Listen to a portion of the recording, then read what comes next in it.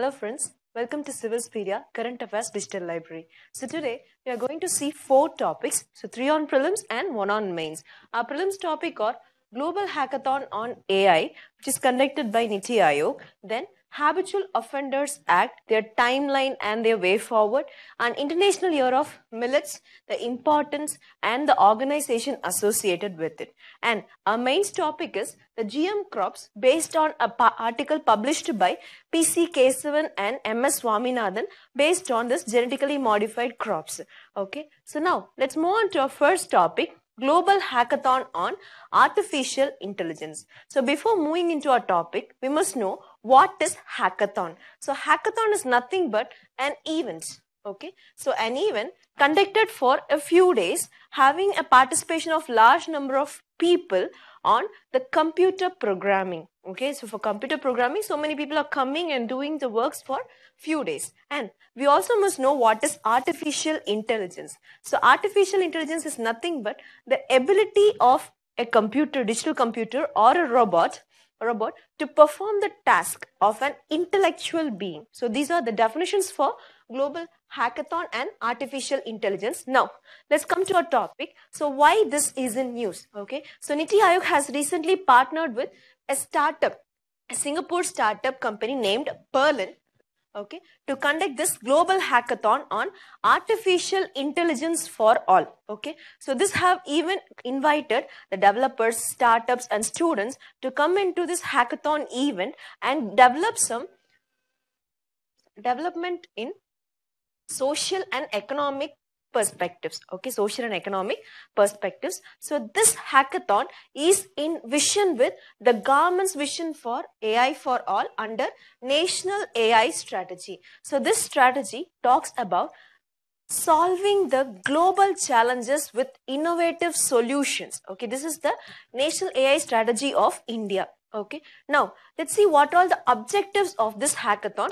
The first one is distributed computing, which means the computers which are located in different places but they are connected. So in that space we also must preserve our privacy. So this is the main objective of this hackathon, and also it promotes awareness and also it addresses the infrastructure challenges in the digital platform like Make in India, Digital India, etc.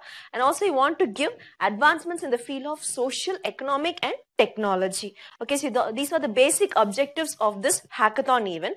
Now we'll see the mechanisms. So this event will be conducted in 2 stages. The first stage will be about the multi-party computations. That means there's so many participants will be involved in these programs, and later on the selected persons will be going on to this second stage that talks about the privacy preserving and digital computing. We have already seen in this objective.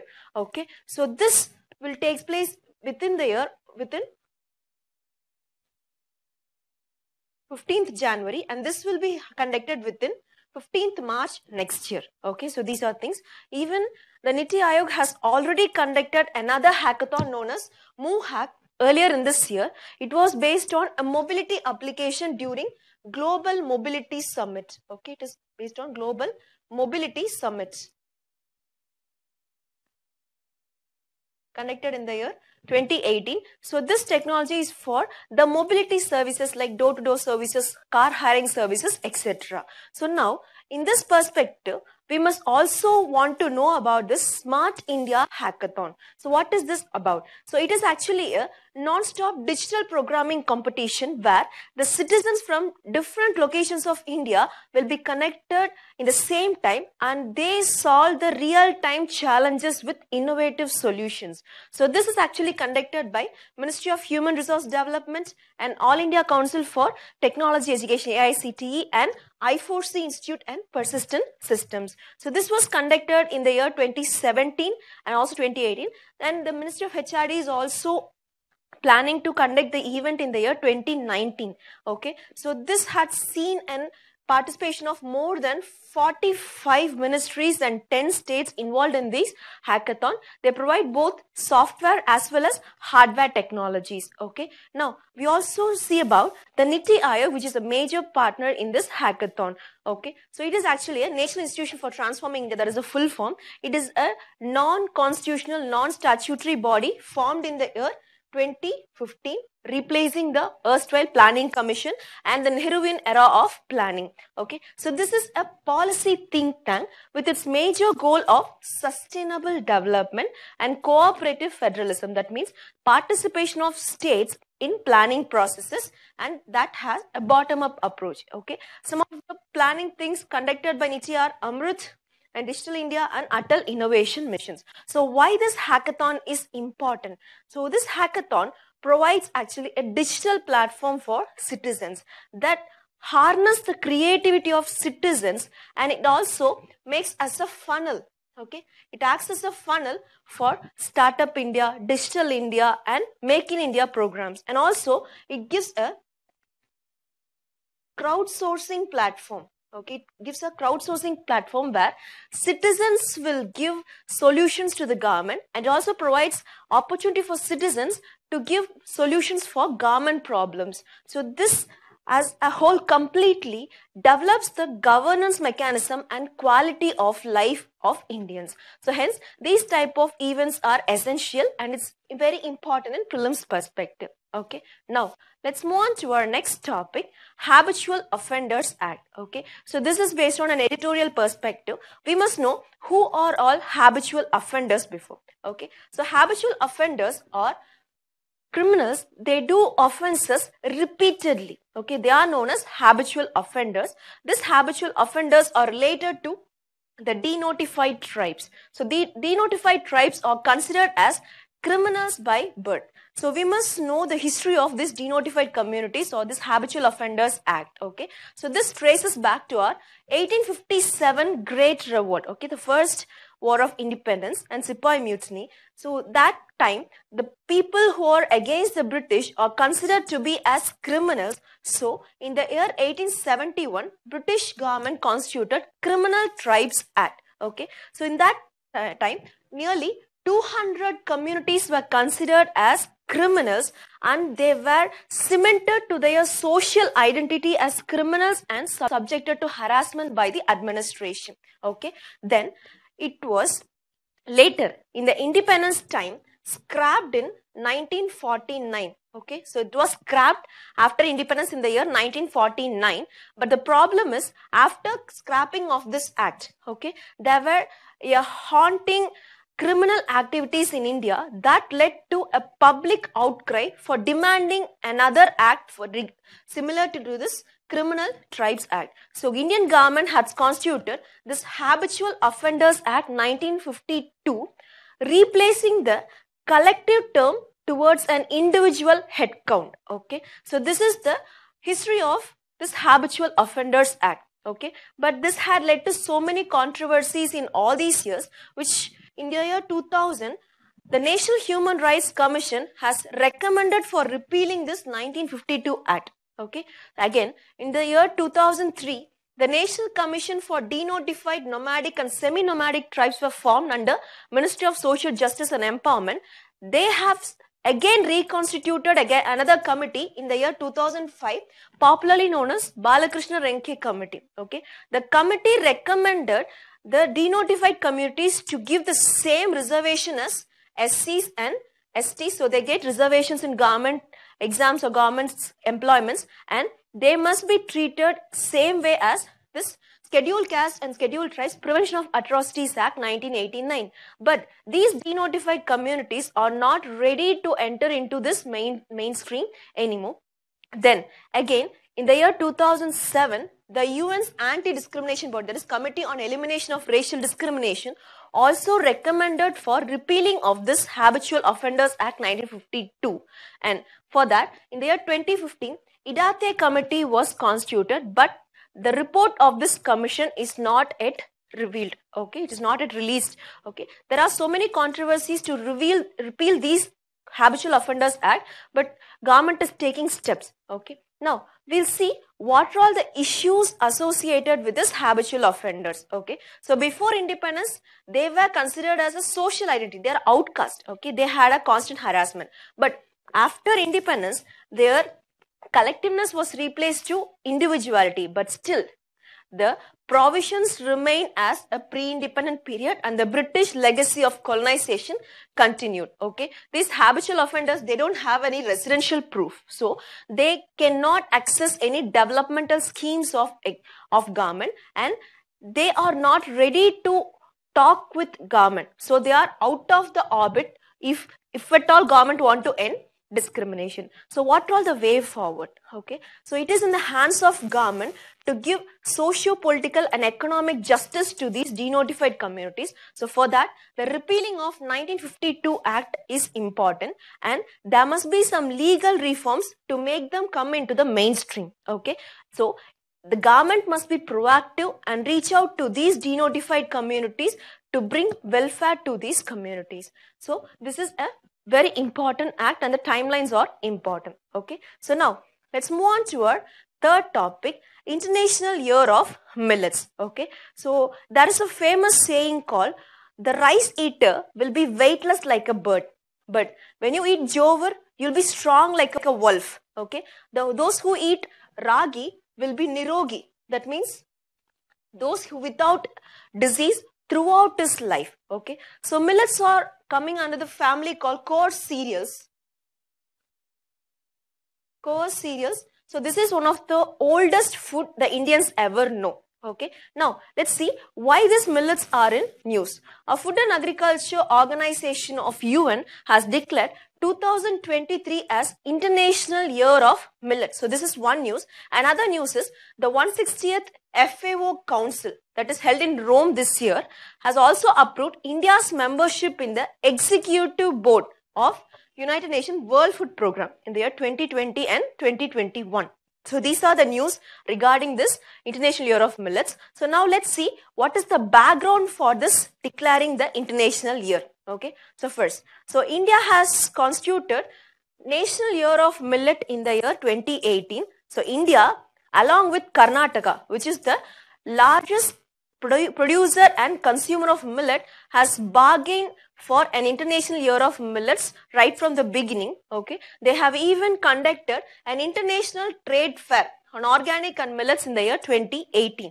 Okay, they bargained FAO for declaring a year as International Year of Millets. Okay, so but FAO had given a slot in the year 2026, but India wanted that year to be placed in UN's Decade of Action on Nutrition 2016 and 2025. So that made 2023 as International Year of Millets. Okay, now see what are all the millets actually. Okay, so millets are nothing but a small seeded grasses. Okay, they are known as powerhouse of nutrition. They are also called as nutri-cereals or dryland cereals. Okay, and they are the 6th most cultivated grain in the world. Okay, so I have given some of the major millets in the points. Okay, now let's see what are the importance of these millets. So India has a vision of doubling the farmers' income by the year 2022. Okay, so this International Year of Millets will be a boost for achieving this doubling of income, because this millets are a mineral rich compounds, and also they are drought resistant and easily accessible, and they are less expensive. Okay, they are less expensive. It can be used by poor and marginal farmers. So this gives them remunerative prices for poor and marginal farmers, because the millets are mostly cultivated by these poor and marginal farmers. But the problem here is all the production of millets cannot be procured by the state government. Hence, the domestic consumption must be promoted. Okay, to our good news, this millets will comply with the Sustainable Development Goals. It covers more than 7 Sustainable Development Goals like no hunger, okay, fighting poverty, gender equality, responsible consumption, climate action, life on land. So there are so many Sustainable Development Goals covered under this International Year of Millets. Okay, then it has a anti-diabetic property. Okay, according to National Center for Biotechnology Informatics, okay, NCBI, India is a diabetic capital of the world.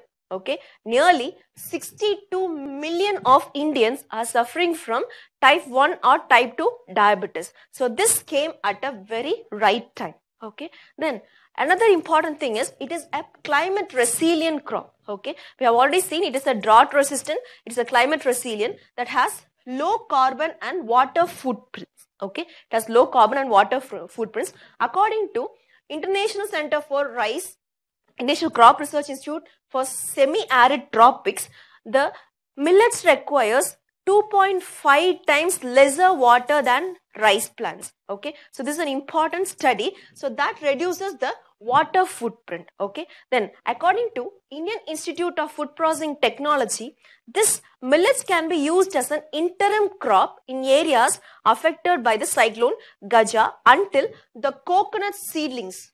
Okay, until the coconut seedlings are matured. Okay, so these are the importance of millets. Okay, now what are all the issues associated with this millet production and international year?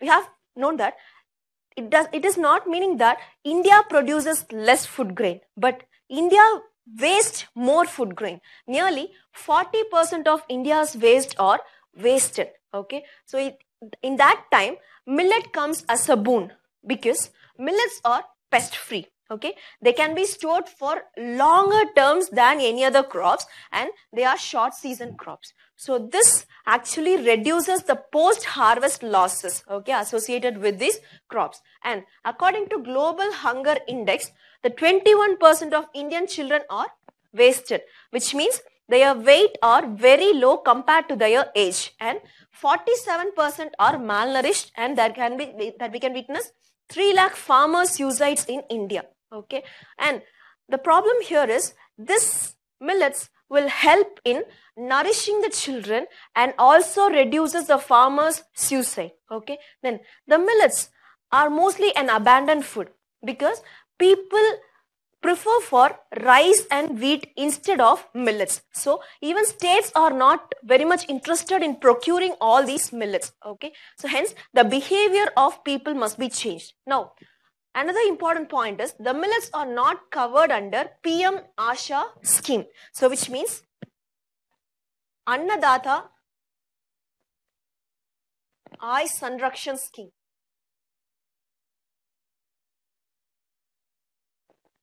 Sanraksha Abhiyan. Okay, so Annadata Eye Sanraksha Abhiyan, which gives the minimum support price for farmers. The problem here is millets are not covered under this scheme.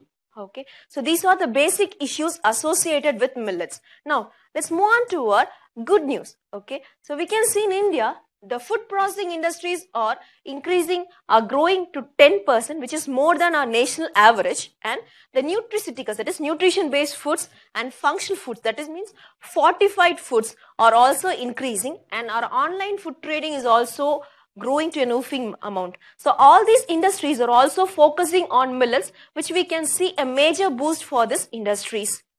And the government has even given us MSP of millets in the year 2018 during this Kharif season. This is also a major boost for the millets.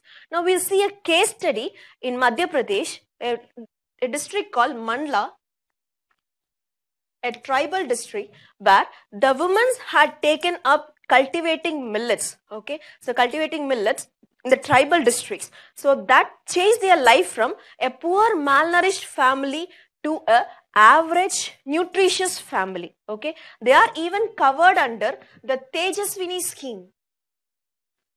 Tejaswini scheme of Madhya Pradesh, which gives women empowerment. Okay, so this is a millet based case study on Madhya Pradesh. Okay, then another good news is China has imposed 25% duty on maize imports of US. So this will provide an export platform for India in China market or other markets. Okay, so these are the good news regarding millets. Now we'll see the bodies associated with this International Year of Millets. So now let's see this Food and Agriculture Organization. It is a specialized agency of UN.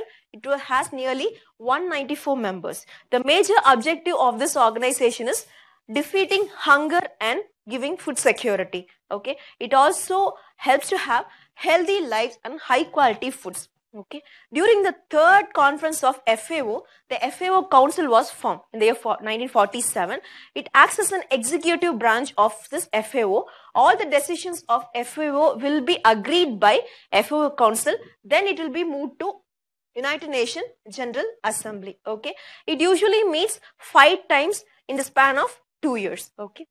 Now we'll see this World Food Program. So this is a food assistant branch of UN. It is formed in the year 1963 by same Food and Agriculture Organizations. The major aim of this World Food Program is eradicating hunger and malnourishment. So what are the programs conducted by World Food Program in India? So it is transforming our targeted public distribution systems, fortification and food security mapping. So these are the basic programs conducted by World Food Programs. So with this, I conclude my prelims topic. Now move on to our mains topic, genetically modified crops. Okay, so let's see what is genetically modified.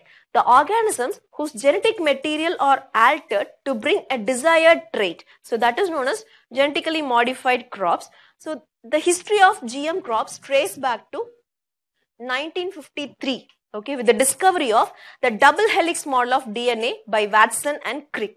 Again, the technology got advanced in the year 1980s with the advent of DNA recombinant technologies. Okay, so as I also know, the first GM crop was a flower called petunia. Okay, petunia. So hence the applicability of this GM crop has increased manifold. But the problem is the impact of this GM crops on animals and the humans has asked for a biosafety mechanism. It asked for a biosafety mechanism, but it is still lagging. So this is the history of GM crops. Okay. Now let's see to a news. What is the news? Okay. The PCK7 and Professor Swaminathan has published an article based on the crop development and transgenic crops in India. According to their report, these BT crops, that means Bacillus thuringiensis crops, have failed in sustainable agriculture technology and they have failed to give livelihood to the farmers because there is no precautionary measures and there is no biosafety protocols. So this had led to a huge controversy in India.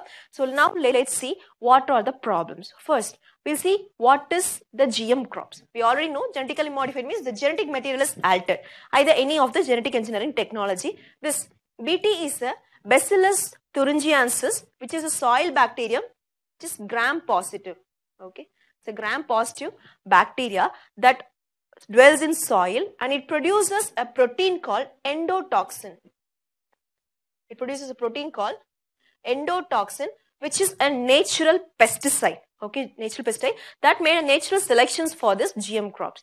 India is concerned with BT cotton, BT brinjal and DMH11, which is a genetically modified mustard variety. These are the basics regarding GM crops. Now let's see what is the present state. Okay, in the world level, America is the largest producer of GM crops. Okay, but in India, only BT cotton is commercialized. The BT brinjal and the mustard varieties are not commercialized. Okay, then in India, only Maharashtra state has permitted for field research in genetically modified organism, but most of the states had preferred the conventional organic farming instead of GMOs. Okay, with only BT cotton in acreage, India is the 4th largest GM crop average, behind only America,